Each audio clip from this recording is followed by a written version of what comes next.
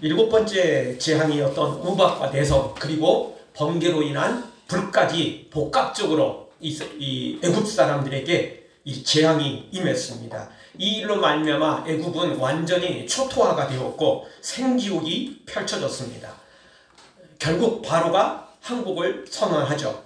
그런데 항복 선언하고 우박이 그치고 내성이 그치고 번개가 그치자마자 또 바로의 마음이 싹 바뀌어버립니다.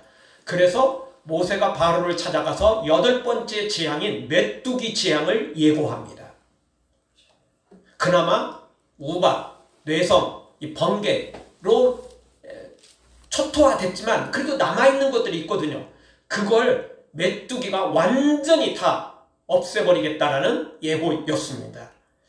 지금까지도 엄청난 재앙이었지만 메뚜기 재앙까지 생각하니까 눈앞이 깜깜한 신하들이 드디어 데모를 시작합니다. 진짜 이거 천지개벽과 같습니다. 초유의 사태가 일어난 겁니다. 그 전까지는 바로의 왕권은 얼마나 강했는지 바로는 신처럼 그렇게 떠받들어졌고, 그래서 우리가 잘 알지 않습니까? 이집트는 뭐가 있죠? 이렇게 큰 피라미드가 있잖아요. 그게 피라미드가 뭐죠? 결국 왕의 무덤이에요. 왜 왕의 무덤을 그렇게 크게 만들어 놓습니까? 그리고 미이라로 왜 만들어 놓습니까? 나중에 부활할 거니까. 그들은 신이거든요. 신. 바로는, 애굽의 왕 바로는 신이에요. 신. 이렇게 취급을 받았어요. 신 취급을 받았는데, 그래서 평소에는 신하들은 감히 바로의 얼굴도 못 쳐다봤고요. 눈도 못 맞춰줬어요. 고개도 쉽게 들기가 어려울 정도였죠. 그런데 신하들이 바로를 떼거지로 찾아가가지고 바로한테 지금 애굽이 다 망한 걸 모르냐, 한 수 가르쳐주죠. 눈 있으면 좀 제발 좀 봐라. 생각 있으면 좀 생각 좀 해봐라. 우리 애굽 다 망했다. 그럼 결국 뭐죠? 이게 너 때문이다. 당신 때문이다. 이거 아니에요. 아니 저 모세가 뭐길래, 저 이스라엘 백성들이 뭐길래, 아니 저놈들 내보내고 우리 힘 강하니까 또 다른 나라 침략해가지고 그놈들 데려다가 노예 삼으면 될 거 아니냐. 왜 굳이 꼭 이스라엘, 꼭 저 모세 저놈만 데리고 있으려고 그러냐. 우리 생각을 좀 바꾸자. 아니 우리 능력 없는 것도 아니고 쟤들 내보내고 다른 나라 침략해서 그놈들 데려다가 노예 삼으면 될 거 아니야. 그렇게 쉽게 생각하면 아주 쉬워요. 근데 바로는 왜 그 일을 못하죠? 자존심이 지금 상한 거예요.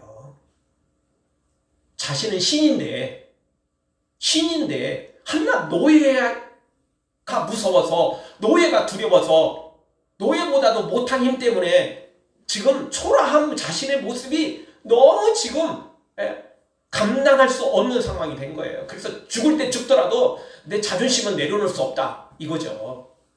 우리도 주위에서 사람들을 보게 되면 자존심이 진짜 센 사람이 있어요. 다 망해도, 다 죽어도 자존심 갖고 사는 사람들이 있어요.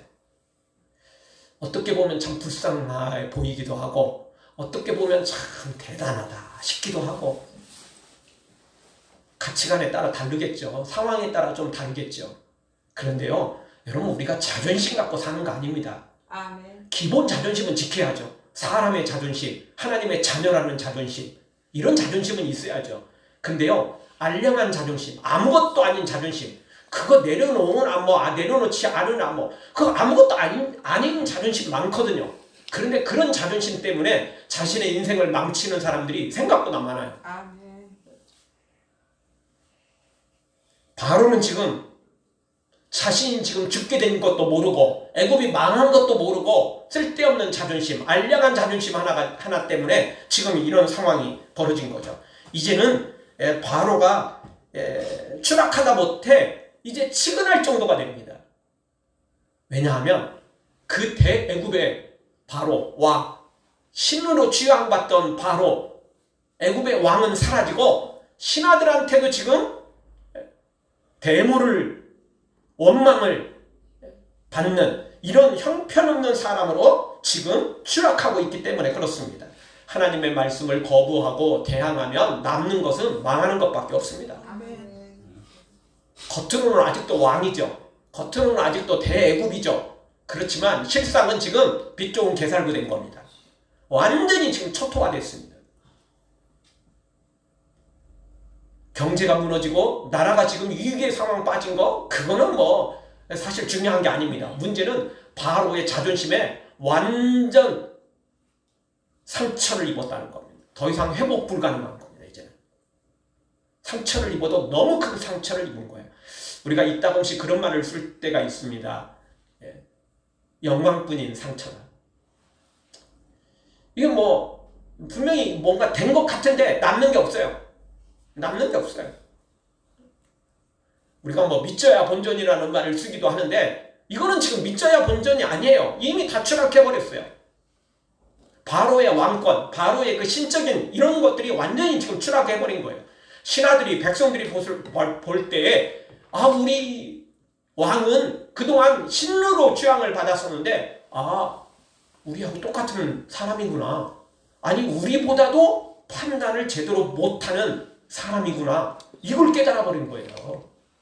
아니, 저거 이스라엘 백성들 내보내면 되는데 왜 굳이 붙잡고 그건. 다시 말씀드리지만 애굽은 엄청난 나라였어요. 땅덩어리도 크고 중간에 나일강이 흘렀기 때문에 나름 비옥하고 풍요로운 삶을 살았어요. 그러니까 주변 나라들을 다 속국으로 거느렸거든요. 마음만 먹으면 이스라엘 내보내고 다른 나라 침략해가지고 노예로 끌어올 수 있어요. 어려운 거 아니라고요. 근데 그 일을 쉽게 생각하면 되는데 자존심 때문에 이스라엘을 내보내지 않아요. 모세를 내보내지 않죠. 그래서 지금 생지옥이 벌어지게 된 것입니다. 사랑하는 성도 여러분, 우리는 무슨 일이 있어도 절대 하나님 대항하지 말고 하나님께 순종해서 복을 받아 누리는, 기적을 누리는 매우 위대하게 되는 한 해가 되어지길 주의 이름으로 축원합니다. 자, 오늘 성경 통해서 우리가 말씀에 대한, 하나님의 말씀에 대한 우리의 이 삶을 어떻게 순종하며 어떻게 적용시킬 것인지를 생각해 보도록 하겠습니다. 첫 번째 주시는 말씀은 환난을 견디고 또 견디고 계속 순종하면 대적이, 원수가 무릎을 꿇게 된다는 것입니다. 지금은 뭐 그냥 나를 삼킬 것처럼 달려들어도 사탄은 하나님 앞에 아무것도 아닌 형편없는 존재라는 사실을 우리가 알게 된다는 것입니다.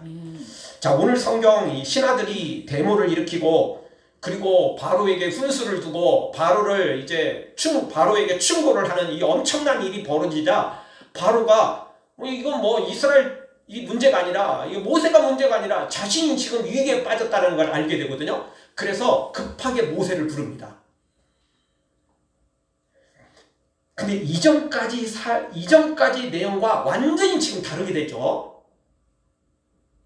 왜냐하면 그동안은 누가 누구를 찾아왔어요? 모세가 바로를 찾아왔어요.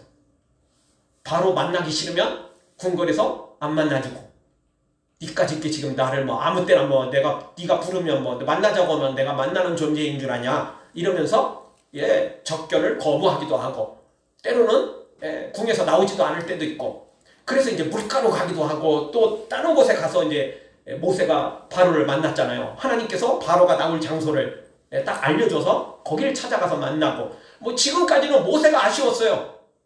그래서 모세가 바로를 찾아가서 이야기하고 안 들어주면 재앙이 임하고 뭐 이런 상황이 반복됐는데, 이번에는 누가 불렀어요? 누가 먼저 찾았어요? 바로가 모세를 찾은 거예요. 자, 이제 상황이 역전됐습니다. 자, 이쯤 되면 누가 갑이고 누가 을인지가 분명히 드러나 보이죠. 그동안은 바로가 갑이었고 모세는 을이었어요. 이스라엘 백성들은 을이었죠. 그런데 지금부터는 바뀝니다. 지금부터는 모세가 갑입니다. 바로가 을이에요. 불러도 안 오면 안 갈 수 있어요. 지금 아쉬운 것은 누구냐? 모세가 아니고 바로입니다. 지금부터는 완전히 상황이 바뀌어버립니다. 역전돼버린 거죠. 이 7번째 재앙 때부터 시작해서 이것을 기점으로 해서 완전히 역전이 벌어지는 것을 봅니다. 오늘 성경 8절을 읽죠. 8절을 우리 다 같이 보겠습니다. 모세와 아론을 바로에게로 다시 데려오니 바로가 그들에게 이르되 가서 너희 하나님 여호와를 섬기라. 갈 자가 누구누구냐? 바로가 모세와 아론을 다시 데려왔습니다. 8번째 재앙, 메뚜기 재앙을 예고하고 바로 나갔잖아요. 다시 데려왔습니다. 다시 데려왔습니다. 예. 그리고는 가서 하나님 섬겨라. 그럼 도대체 갈 자가 누구누구냐? 누구누구 갈 거냐? 예, 질문을 던지죠. 아쉬운 거예요. 본인이 아쉬운 거예요. 본인이. 예. 그래, 내가 들어줄 테니까 도대체 어떻게 할래? 누구누구 갈 거냐? 뭘 어떻게 할 계획이냐? 예. 이제 구체적으로 질문을 던집니다. 그동안은 예, 시큰둥했는데 한 귀로 듣고 한 귀로 흘리고 뭐, 말도 제대로 못하게 하고 뭐, 이랬는데 이번에는 본인이 질문을 던지면서 도대체 어떻게 할 거냐? 누구누구가 할 거냐? 방법을 좀 이야기해봐라. 기간은 어떻게 할 것이며 예? 도대체 언제 돌아올 거냐? 뭐 이것저것 다 캐묻기 시작합니다. 아쉬운 건 본인이거든요. 정말 이런 날이 올 줄은 꿈에도 생각하기 어려웠을 것입니다. 아니, 모세가 믿음이 있었으니까 믿음으로 이걸 꿈꿨겠지만 막상 현실이 되자 이게 생시인지 꿈인지 구분이 안 갈 정도로 모세는 흥분을 했을 것입니다. 사실 우리가 하나님을 믿고 따르는 거, 고난과 환난도 많은데 그럼에도 불구하고 이렇게 믿음으로 사는 거, 바로 이런 맛 때문 아니겠어요? 하나님 주시는 역전, 하나님 주시는 놀라운 승리, 이걸 우리가 맛봤기 때문에 절대 하나님을 따르는 것을 멈출 수가 없는 거예요. 거기도 먹어본 놈이 잘 먹는다고 하나님의 은혜를 체험한 사람들은 멈출 수가 없어요. 세상이 줄 수 없는 평안, 세상이 줄 수 없는 기쁨이거든요. 그동안 모세가 얼마나 고생이 많았습니까? 태어나자마자 남자로 태어났다는 이유로 그냥 그 즉시 죽어야 되는 상황이었습니다. 엄마 아빠가 몰래 숨겼지만 이제 애기 울음소리가 좀 더 커지니까 그것도 숨기기 어려웠죠. 그래서 갈대 상자에 넣어가지고 시냇물 위에 살짝 띄웠는데 그래도 하나님의 은혜로 공주가 그걸 발견하죠. 그리고는 자기 아버지가 행한 일이 너무나 이게 양심의 가책을 느껴서 자신의 아들로 입양시켜버립니다. 그래서 모세가 40년을 공주의 아들로 정말 대단한 신분과 권세를 가지고 살아가죠. 그런데 자신의 실제 어머니가 유모가 됐잖아요. 공주가 이제 유모를 찾았죠. 근데 히브리 아이니까 히브리인 중에 딱 찾았는데 그게 딱 모세의 진짜 엄마였던 친모였잖아요. 모세가 엄마로부터 정말 많은 걸 배웠겠죠. 하나님은 진짜 놀라우신 하나님이십니다. 이런 위기에 빠졌는데 하나님 건지시고 공주의 아들로 세우시고 그걸로 끝이 아니고 모세의 가정까지 생계뿐만 아니라 안전까지 다 책임져 버리잖아요. 아니 공식적으로 공주의 아들의 유모가 됐으니 이거는 뭐 안 그래도 집에서 키워야 되는데 그 전까지는 막 숨기면서 불안해서 막 그렇게 막 안절부절하면서 키웠는데 이제는 공식적으로 월급 받아가면서 키우잖아요. 얼마나 놀라우신 하나님이에요. 진짜 놀라우신 하나님이십니다. 그런데 그런 기쁨이 있었지만 그래도 여전히 이스라엘 백성들은 모세는 그리고 모세의 부모도 역시 노예에 불과했던 거죠. 어쩌서 40년을 이렇게 지나다가 동족을 도운 대가로 살인자가 돼버리죠. 동족이 그 고작이 되고 밀고해서 배신하는 바람에 결국은 사막 한가운데로 미디안 광야라는 그 광야, 지금도 이집트 땅이거든요. 그 원래 7일 전쟁, 이스라엘과 중동 지방에 전쟁이 있을 때 이스라엘이 그거 다 차지했었어요. 별 볼 일 없는 땅이라 그냥 맞바꿨어요. 너네 이제 전쟁 개입하지 마라. 그리고 땅 주겠다. 이 땅이 얼마나 큰지 몰라요. 근데 다 사막이에요. 저도 성지순례 가가지고 홍해 건너서 이제 차 타고 가는데요. 가도 모래밖에 안 보입니다. 가다가 그나마 눈이 확 띄인 게 딱 하나 있었는데 그것은 오아시스였습니다. 뭐 엄청난 저수지도 아니고 조그마한 나무 이렇게 좀 세워졌고 시냇물이 있는 그거 그렇게 눈이 번쩍 뜨이더라고요. 왜냐하면 봐도 몇 시간을 차로 달려도 보이는 건 모래밖에 안 보입니다. 아주 뜨거운 장렬하는 태양에 막 이글이글 타오르는 그 땅에 모래밖에 안 보여. 그런 땅이거든요. 이 땅으로 도망갑니다. 왜? 아무도 찾을 수 없는 곳으로 도망갈 수밖에 없었습니다. 안 그러면 모세가 잡힐 게 뻔하니까 모세도 생사를 걸어놓고 이래 주고도 뭐 저래 주고도 뭐 잡혀도 죽고 뭐 굶어도 어차피 죽을 거고, 그러니까 이판사판 도망간 거예요 그냥. 근데 40년이 지난 후에 80세 하나님께서 시내산에서 모세를 만나시죠. 그리고 부르십니다. 그리고 이제 애굽으로 돌아왔죠. 그래서 바로에게 우리가 광야로 나가서 하나님을 예배하겠다. 그러니 우리를 풀어줘라. 우리를 해방시켜줘라. 당당하게 요구를 하죠. 근데 바로는 귀뚱으로도 듣지 않죠. 뭐 이상한 놈이 오더니 뭐 이상한 이야기 한다, 뭐 미친놈 취급하죠. 이스라엘 백성들은 환호를 했지만, 그리고 재앙이 임할 때도 굉장히 좋아했지만, 재앙이 몇 가지 계속되니까 바로와 애굽 사람들이 지푸라기도 안 주고 벽돌을 구우라고 하면서 더 힘들게 하니까 모세를 막 욕하고 모세에게 막 원망하지 않습니까? 그러니까 모세는 참 한편으로는 또 좋았다가 또 한편으로는 너무너무 힘들었다가 바로에게도 힘들었지, 자신의 동족들한테도 힘들고, 참 모세는 정말 살아가는 게 정말 너무 힘든 상황이었습니다. 이런 어려운 일이 계속되었지만 그럼에도 불구하고 모세는 하나님의 말씀대로 순종하는 걸 멈추지 않았어요. 아멘. 끝까지 순종했어요.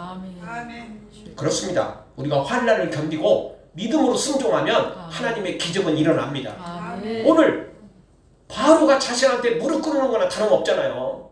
바로가 자신을 초청하고, 그리고 바로가 지금 자신한테 부탁하잖아요. 도대체 가라. 근데 어떻게 할 거냐? 좀 구체적인 내용 좀 설명해봐라.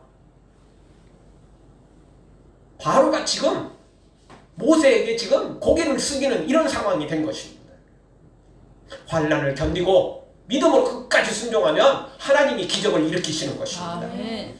사랑하는 성도 여러분, 어떤 환난과 핍박이 있어도 절대 포기하지 말고 멈추지 말고 쟁기를 잡고 뒤돌아보지 말고 좌로나 우로나 치치지 말고 하나님 말씀대로 모세처럼 순종해서 대적이 무릎을 꿇고 사탄이 무릎을 꿇고 악한 자가 항복하는 놀라운 승리를 맛보기를 주의 이름으로 축원합니다. 아멘. 다 같이 한번 따라서 한번 하겠습니다. 어떤 어려움이 있어도 끝까지 믿음으로 승리하겠습니다. 믿음으로 견디면 승리는 우리 것입니다. 아멘. 그런데 중간에 포기하면 승리가 날아가 버립니다. 다 잡은 물고기 놓쳐버릴 수 있거든요. 여러분, 미꾸라지는 다 잡았는데 또 빠져나가는 게 미꾸라지거든요. 마지막까지 집중해야 됩니다. 아멘. 마지막까지 정신을 차려야 됩니다. 다 잡았다고 생각하는 순간 빠져나가는 게 미꾸라지거든요. 믿음의 사람은 끝까지 순종해야 됩니다. 아멘. 안심하면 안 됩니다. 그래서 성경은 우리에게 깨어 근신하며 기도하며 죽도록 충성하라고 말합니다. 이 정도 했으면 됐어. 아니요, 그런 건 없습니다. 주님 품에 안길 때까지, 천국에 들어갈 때까지 우리는 절대 멈추면 안 되고 안심하면 안 되고 잠시 마음을 놓으면 안 됩니다.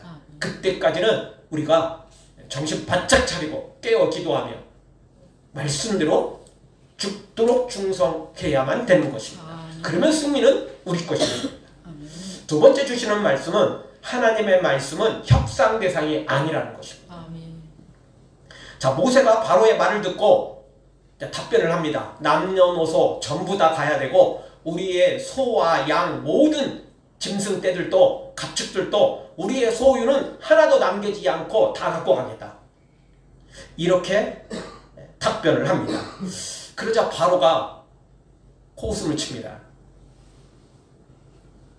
이거 본인도 알고 있었거든요. 아는데도 불구하고 또 마지막 자존심에 그러고 싶지 않은 거예요. 자기가 패했다는, 자기가 아쉬워서 보냈다는 이런 누명을 쓰고 싶지 않은 거예요. 그런 평가를 받고 싶지 않는 거예요. 그래서 어떻게 말하죠? 너희 남자만 가라. 그 이야기는 다시 돌아오라 그 이야기잖아요. 처자식 놓고 갔는데 누가 도망가겠어요? 네. 나쁜 놈들이나 처자식 버리고 도망가는 거지. 제대로 된 놈이 처자식 버리고 도망가겠어요? 그런 나쁜 놈들이 세상에 이따금씩 있지만 모세와 이스라엘 백성들은 그런 나쁜 놈들 아니거든요. 그래도 명색이 하나님을 믿는 사람인데 그래도 믿음으로 살려고 하는 사람들인데 그런 놈들 아니거든요. 그래서 모세는 단호히 거부합니다. 아니요. 우리는 남녀노소 우리의 소, 양떼들 모든 것들 다 가지고 가지 않는 이상은 절대 못 나갑니다. 그리고 오늘 성경에는 기록되어 있지 않지만 지난 시간에 우리가 이 앞부분에 봤을 때 어떤 예고를 했냐면 당신들이 그냥 뭐 내보내갖고는 우리가 이제는 더 이상 못 가고 우리가 430년 동안 애굽에서 종살이 했으니까 대가도 못 받고 임금도 못 받고 죽도록 아니 수많은 사람들이 실제 죽어나가기도 했으니까 그 대가를 지불해라. 임금 지불하지 못한 거 내놔라. 이겁니다. 우리 장로님 이제 어제 그 예전에 그 근무했던 그거 어제 다 해결했습니다. 법원 판결만큼 뭐 받아내리진 않았지만 그래도 그냥 뭐 그 선에서 그냥 합의를 하고 그냥 후편하게 하자 그렇게 해서 이제 합의를 했는데 미임금이 있으면 당연히 받아야 되는 거 아니에요? 그거 당연한 겁니다. 그거 고소하면요 당연히 그 사람 걸리고요 벌금 물고 그거 다 내야 돼요. 그리고요 여러분 법정 이자가 또 얼마나 무서운지 아세요? 버틴 거 그 이자가 만만치 않아요. 실제 그 은행 이자하고 비교가 안 될 정도로 그 이자가 비싸요. 그거까지 다 물어야 되는 거예요 원래. 연이 20%. 예, 뭐 그렇게 만만치 않은 이자까지 내야 되는 거예요. 그러니까 지금 모세가 뭐라고 말하냐면 우리 430년 가까이 너네들한테 지금 종살이 했잖냐. 원래 우리가 종이 아니었잖냐. 우리 처음에 이 땅에 왔을 때 요셉이 나라를 살리는 사람 아니냐. 애굽의 영웅이었고 애굽의 생명의 은인 아니었냐. 아니 우리를 지금 노예 삼고 그렇게 부려먹었으면 이제 대가를 지불해야 되겠지? 임금 내놔. 그래야만 나갈 수 있어. 자, 이런 모든 것들이 다 포함되어 있었던 겁니다. 하나님께서도 처음부터 모세에게 말씀하셨습니다. 애굽이 계속 반대하겠지만 너는 나갈 때 엄청난 소유물을 가지고 또 나갈 것이다까지 다 말씀하셨으니까 모세는 그건 지금 알고 있었거든요. 그래서 그냥은 못 나가. 그냥은 절대 못 나가. 그동안 고생한 거, 그동안 수고한 거, 그동안 일한 거 전부 다 내놔. 이겁니다. 아니 근데 뭐 남녀만 다 처자식 내놓고 나이 든 부모들 놓고 장전만 나가라? 젊은 남자들만 나가라? 말도 안 되는 소리죠. 모세가 그 듣지도 않습니다. 듣지도 않습니다. 그리고 협상에 응하지 않습니다. 모세는 지금 오직 하나님의 말씀대로만 순종하겠다. 안 그래도 우리는 그런 마음인데 하나님께서도 또 그렇게 말씀하셨으니까 뭐 두말할 것도 없습니다. 그런데 많은 사람들이 이런 때 여기서 타협을 해버립니다. 아니 뭐 적당히 이렇게 타협해가지고 적당한 선에서 해결을 하면 좋지 않겠냐. 물론 여러분 선악의 문제가 없는 건 타협을 할 필요도 있습니다. 왜냐하면 그렇게 하다 보면 나도 힘들고 뭐 서로 복잡해지니까 감정도 상하고 뭐 이러니까 선악의 문제가 아니면 타협을 할 수 있습니다. 그러나 하나님의 말씀은 절대 타협해서는 안 됩니다. 아멘. 선악의 문제는 절대 타협해서는 안 됩니다. 아멘. 죽어도 그건 해야 됩니다. 뭐 옛날 화투에 그 뭐죠? 고스톱. 고스톱. 죽어도 고. 저는 그거는 못합니다 사실. 미나트는 이렇게 쉬우니까 좀 배워서 하는데 그거는 잘 못합니다. 옆에서 가르쳐줘야 됩니다.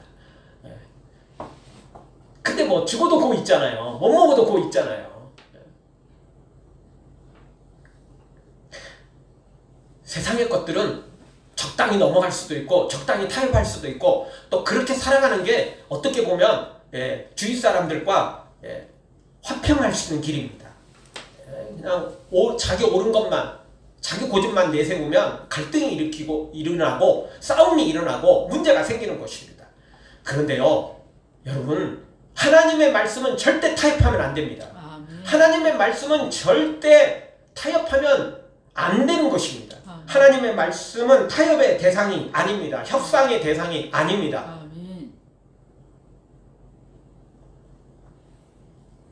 무조건 하나님의 말씀은 그대로 순종해야만 되는 것이죠. 그거 가지고 타협하면 문제가 생깁니다. 그거 타협하기 시작하면 우리의 신앙이 흔들리는 것입니다. 다 잡은 물고기 또 빠져나가게 되는 것입니다.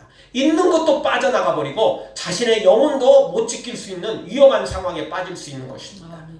사랑하는 성도 여러분, 하나님의 말씀을 가지고 협상하려 하지 말고 모세처럼 끝까지 순종해서 승리를 거두기를 주의 이름으로 축원합니다. 다시 한번 같이 따라서 하겠습니다. 하나님의 말씀을 타협하지 않겠습니다. 마지막 세 번째로 쫓겨나는 일이 있어도 하나님의 말씀대로 순종해야 된다는 것입니다. 9절을 읽어보겠습니다. 같이 보겠습니다. 모세가 이르되 우리가 여호와 앞에 절기를 지킬 것인즉 우리가 남녀노소와 양과 소를 데리고 가겠나이다. 이겁니다. 단호합니다. 단호합니다.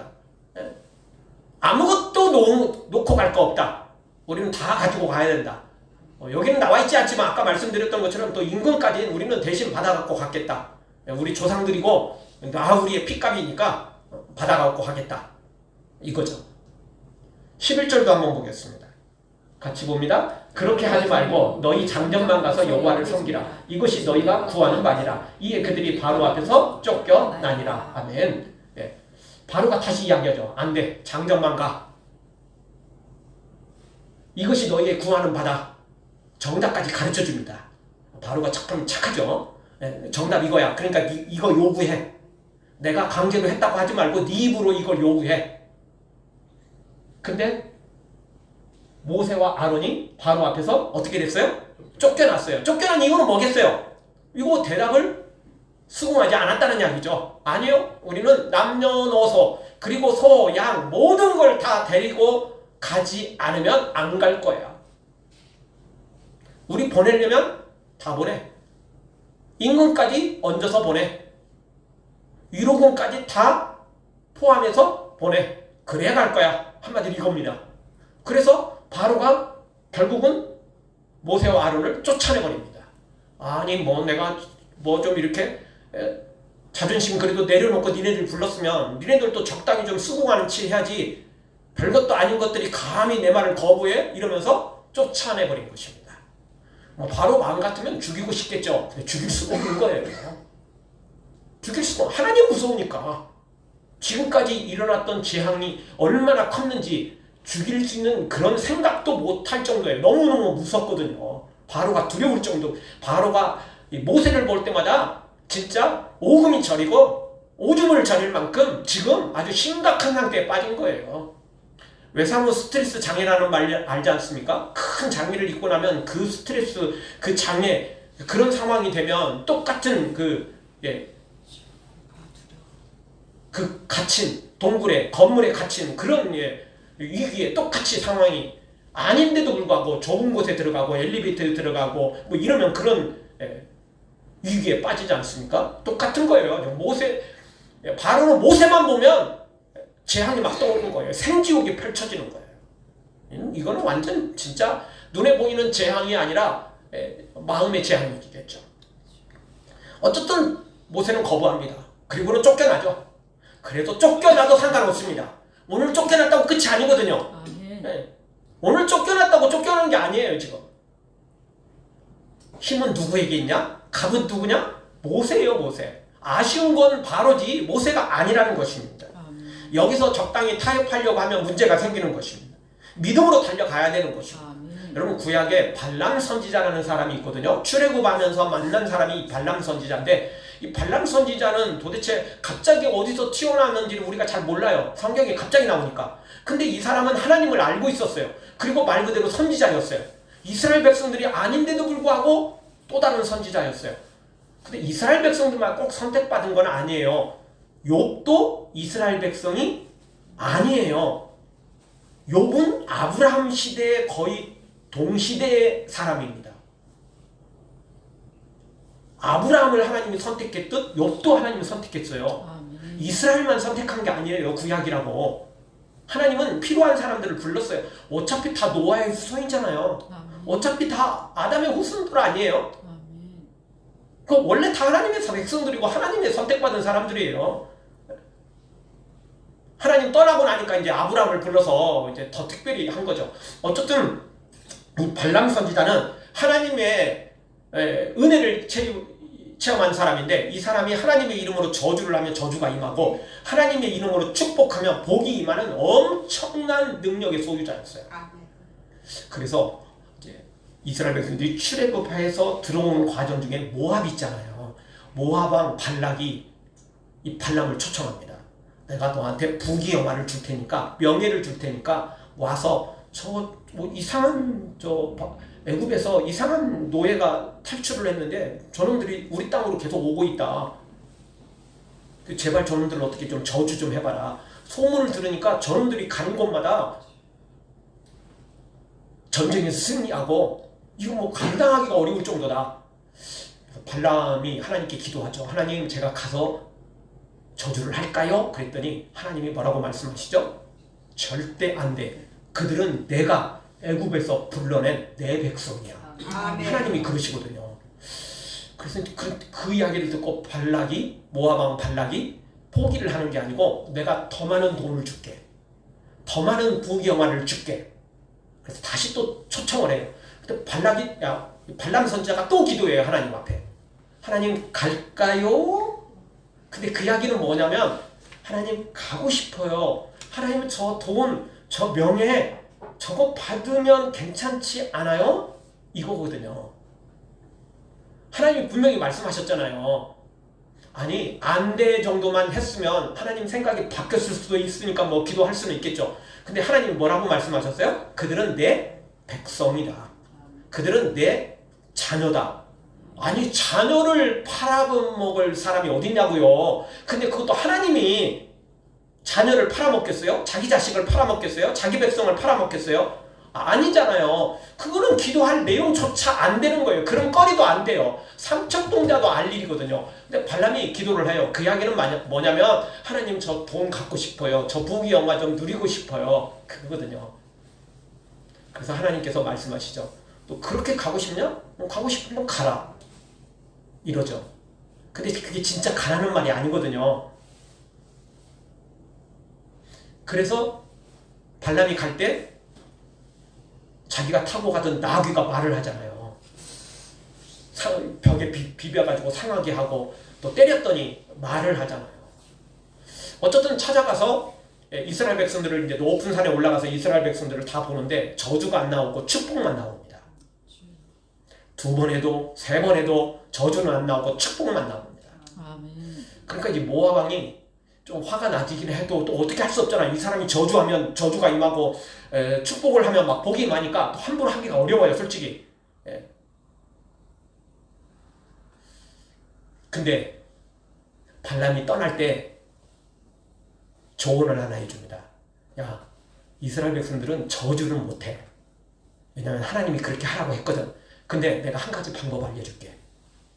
이스라엘 백성들을 미인계로 남자들을 다 유혹해보라. 그리고 술 잔뜩 먹이고, 그리고는 술 취하고 정신없는 상태에서 니네들을 신한테 제사하고 신한테 절하도록 그렇게 만들어라. 그러면 하나님이 자동으로 그들을 치실 것이다. 하나님이 그들에게 재앙을 내릴 거다. 야, 이거 완전 신기한 방법이야. 이거 완전 최고야. 그리고 그렇게 알려줍니다. 말 그대로 발람은 저주는 하지 않죠. 그리고 타협을 합니다. 몰래 가르쳐주고 부귀영화를 누립니다. 그리고 실제 그런 일은 벌어졌어요. 하나님께서 그 이스라엘 같이 술 먹고 미인계에 빠져가지고 우상숭배하고 이런 놈들을 하나님 치십니다. 근데 다 그런 정신 나간 남자들만 있었던 건 아니거든요. 이스라엘 남자 중에 다 미인계에 빠지고 술 먹고 우상숭배하고 이런 놈들만 있는 건 아니거든요. 정신 바짝 차리고 믿음으로 서 있는 사람들도 있었어요. 그리고 그런 사람들 통해서도 하나님 일하시거든요. 그래서 발람 거기서 죽임을 당하잖아요. 타협했다가 죽임당하고 거기서 죽었다, 그 이야기는 자신의 영혼도 구원받지 못했다, 그 이야기입니다. 왜? 하나님 말씀은 불순종했거든요. 하나님의 자녀를 죽는 대로 이상한 지혜를 짜냈잖아요. 그건 지혜가 아니거든요. 지난주 우리 생각해봤던 게 뭐죠? 참된 지혜는 선한 행동으로 증명해야 된다는 말씀 아니었습니까? 아멘. 증명하지 않으면 지혜가 아니에요. 이게 머리는 되게 잘 짰어요. 머리는 되게 지혜롭게 잘 계략을 짜냈어요. 근데 그건 악한 것이라 하나님께 결국 재앙은 누가 받았어요? 발람이 받은 거예요. 자신의 육신이 문제가 아니라 영원히 이런 사람이 천국 갈 수 없죠. 다니엘의 세 친구 사드락과 이 메삭 아벳느고 우리가 너무나 잘 알지 않습니까? 왕이 신상에 절하라는 명령이 떨어졌지만 거부합니다. 그래서 다시 또 불러들이죠. 데려오죠. 풀무불을 일곱 배나 더 키운 다음에 절해라. 지금 이 시간에. 절하면 살려주겠다. 그런데 이 세 친구는 거부하죠. 왕이 우리를 풀물 속에 던져 넣는다 할지라도 하나님께서 우리를 구해 주실 것이고 그리 아니하실지라도 우리는 왕의 신상에게 절할 생각이 전혀 없습니다. 우리는 죽어도 하나님만 섬기고 순교당해도 우리는 그냥 믿음을 지키겠습니다. 이거 아닙니까? 타협하면 안 되는 것입니다. 선악의 문제는 하나님의 말씀은 타협의 대상이 아닙니다. 하나님의 말씀은 순종의 대상인 것입니다. 여러분 우리 한국교회가 왜 이렇게 세속화되고 세계교회가 왜 이렇게 세속화됐습니까? 유럽교회가 왜 이렇게 세속화됐고 왜 또 우리 한국교회는 그걸 따라가고 있습니까? 타협 때문입니다. 적당히 타협합니다. 옛날에는 타협 안 했어요. 말 그대로 일사각오였죠. 주기철 목사님뿐만 아니라 손영원 목사님뿐만 아니라 우리의 믿음의 선조들 다 일사각오의 정신으로 살았어요. 한 번 죽지 두 번 죽냐? 우리 한 번 제대로 살아보자. 믿음대로 살아보자. 죽을 때 죽더라도 말씀대로 순종해보자. 이것이 이들의 믿음이었던 거예요. 우리 선조들의 믿음이었습니다. 그런데 어느 순간부터 이걸 내버리고 적당히 타협하자. 좋은 게 좋은 거야. 타협을 해버렸습니다. 교회가 도리어 세상을 닮아가고 교회가 말씀으로 사는 게 아니고 그저 교회 키우기만 하면 되고 그저 헌금만 많이 걷어들여갖고 교회 그냥 호텔처럼 지어놓고 숫자만 막 늘리고 뭘 해도 상관없는 거예요. 그래서 이 강단도요 타협이 너무 잘 돼서 한국교회 너무나 많은 강단 속에서 죄 문제, 회개 문제 이런 이야기 안 해요. 그러면 교인들이 부담스럽거든요. 재밌는 이야기, 유머 이야기, 위로 이야기, 신나는 이야기 그래야 교인들이 아멘하고 회개합시다. 그런 죄 지면 안 됩니다. 전도합시다. 충성합시다. 그러면 아멘도 없고 오지도 않아요. 막 축복 설교 해줘야 막 그래야 막 아멘 아멘 하면서 막 몰려드는 거거든요. 강단이 타협하고 목회자가 타협하고 성도들이 교회가 타협하니까 세속화되고 그러니까 능력을 잃어버리는 것입니다. 아니요. 하나님의 말씀은 절대 타협의 대상이 아니고 순종의 대상인 것입니다. 우리 다 같이 따라서 한번 하겠습니다. 하나님의 말씀은 협상의 대상이 아니라 타협의 대상이 아니라 순종의 대상입니다. 무조건 순종해야 됩니다. 우리 모두 모세처럼 적당히 타협하려 하지 말고 좋은 게 좋은 거야 이렇게 생각하지 말고 죽어도 사드락과 메삭과 아벳느고처럼 그리 아니하실지라도 우리는 하나님의 말씀대로만 순종하겠습니다. 에스더처럼 죽으면 죽으리라 믿음으로 달려가 위대하게 되는 매우 위대하게 되는 한 해가 되고 남은 생애가 되어지길 주의 이름으로 축원합니다. 아멘.